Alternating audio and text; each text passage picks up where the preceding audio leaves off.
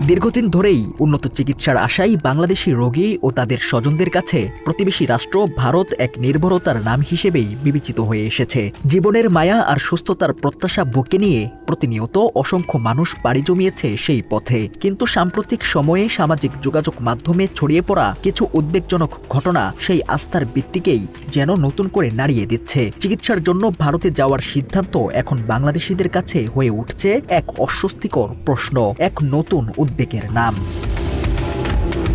সম্প্রতি ভারতের প্রযুক্তি নগরী বেঙ্গালুরুতে ঘটে যাওয়া এক আশঙ্কাজনক ঘটনাকে কেন্দ্র করে এই উদ্বেগ আরও তীব্র হয়ে উঠেছে। অভিযোগ উঠেছে কেবল বাংলাদেশি সন্দেহে রাস্তা আটকে এক দম্পতিকে গালিগালাজ, শারীরিক নির্যাতন এবং নারীকে লাঞ্ছনার মতো ন্যাক্কারজনক ঘটনা ঘটিয়েছে এক স্থানীয় চিকিৎসক। জানা যায় ঘটনার শিকার 23 বছর বয়সী নাসরিনা ও তার স্বামী মোহাম্মদ বিলাল দীর্ঘ 20 বছর ধরে বেঙ্গালুরুতেই বসবাস করে আসছে। স্থানীয় কানাড়া ভাষায় নিজেদের পরিচয় স্পষ্ট করার পরও তাদের বাংলাদেশি বলে চিহ্নিত করে অকথ্য ভাষায় গালিগালাজ, কিলঘুষি ও লাথি মারার অভিযোগ রয়েছে ডক্টর নাগেন্দ্রপ্পার বিরুদ্ধে। এমনকি থানায় অভিযোগ করলে প্রাণনাশের হুমকি দেওয়া হয় বলে অভিযোগ করে তারা। পরবর্তীতে এ ঘটনায় বেঙ্গালুরু পুলিশ তাকে গ্রেপ্তার করলেও পরদিনই জামিনে মুক্ত হয়ে যান তিনি।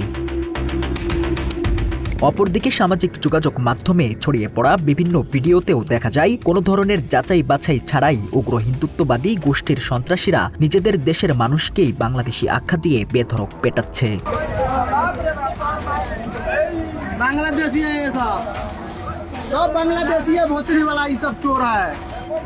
মাত্র 30% টাকায় জমির মালিক হয়ে নতুন বাংলাদেশের গড়ে তোলার স্বপ্ন দেখা বাংলা বসতি।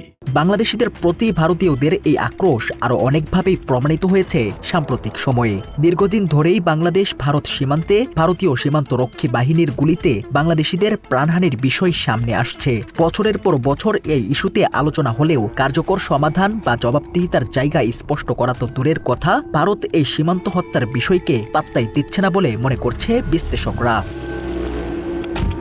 পাশাপাশি তিস্তা নদীর পানি বন্টন নিয়েও বারবার তৈরি হয়েছে নানা উত্তেজনা। শুকনো মৌসুমে পানি আটকে রেখে অঞ্চলকে মরুভূমির শুষ্কতায় ঠেলে দেয়া আর বর্ষায় হঠাৎ করেই পানি ছেড়ে দিয়ে প্লাবনের বিস্তারে ভাসিয়ে দেয়া, এই দ্বিমুখী বাস্তবতা প্রতিনিয়ত বাংলাদেশের উত্তরাঞ্চলের মানুষের জীবনকে করে তুলেছে চরম দুর্বিষহ।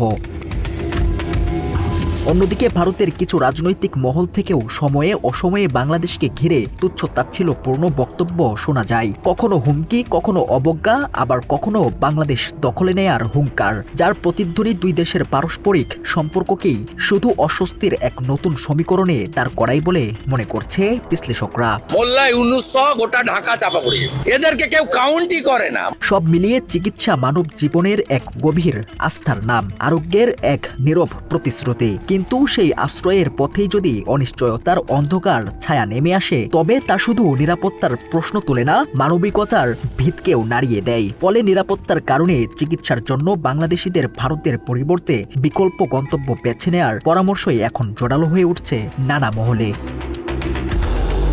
রাকিব ইদ্রিস, বাংলা এডিশন।